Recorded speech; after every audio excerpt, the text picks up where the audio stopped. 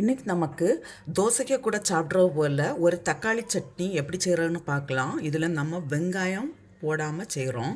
அதுக்கு 3 தக்காளி எடுத்துருக்கிறேன், ஒரு 5 காஞ்ச மிளகா, 6 7 பல் பூண்டு, ஒரு சின்ன பீஸு காயம், 1/2 ஸ்பூன் ஜீரகம், 1 டேபிள் ஸ்பூன் கடலைப்பருப்பு, 1 டேபிள் ஸ்பூன் உளுந்து, கொஞ்சம் கருவேப்பிலை. இதை இப்போது கட் பண்ணி எடுக்கலாம்.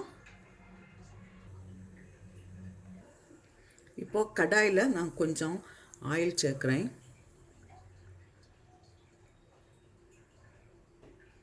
ஃபஸ்ட்டு காயம் போடுறேன்.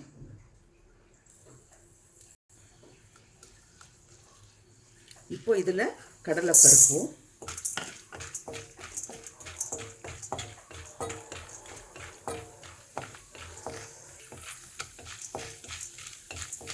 கடலைப்பருப்பு கொஞ்சம் ஃப்ரை ஆன உடனே உளுந்து,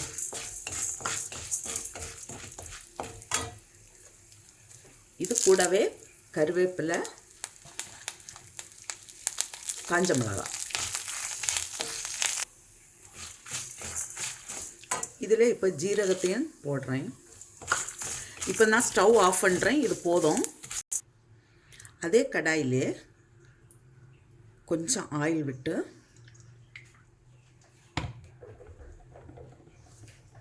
பூண்டை போடுறேன். இப்போ நறுக்கி வச்சிருக்கிற தக்காளி,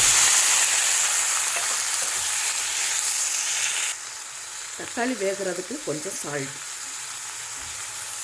இது நல்லா ஃப்ரை பண்ணி எடுக்கலாம்.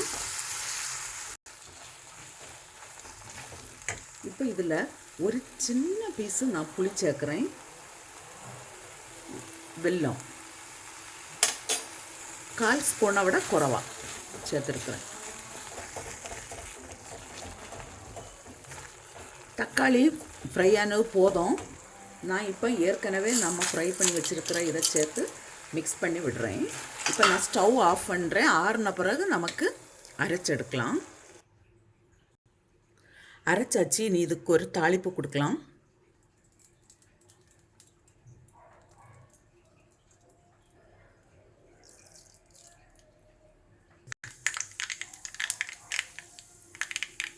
கொஞ்சம் உளுந்து போடுறேன்.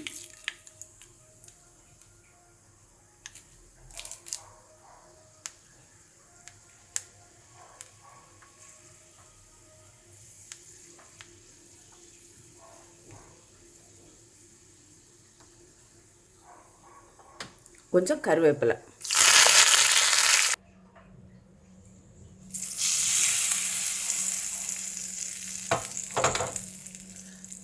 தக்காளி சட்னி ரெடியாக இருக்குது. நான் இப்போ தோசைக்கு கூட இதை பரிமாறுறேன்.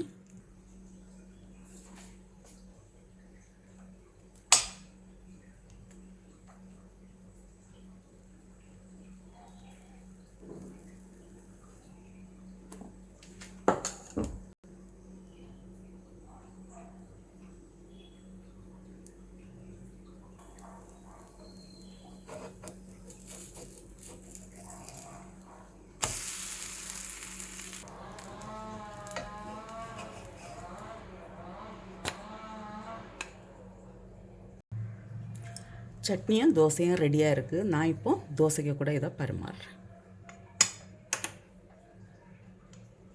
இதே போல் நீங்களும் செய்து பாருங்கள். செய்து பார்த்து உங்களுடைய கருத்துக்களை தெரிவிங்க. உங்களுக்கு இந்த சமையல் பிடிச்சிருக்குன்னா சப்ஸ்கிரைப் பண்ணுங்கள். உங்களுடைய ஃப்ரெண்ட்ஸ்க்கெல்லாம் ஷேர் பண்ணுங்கள்.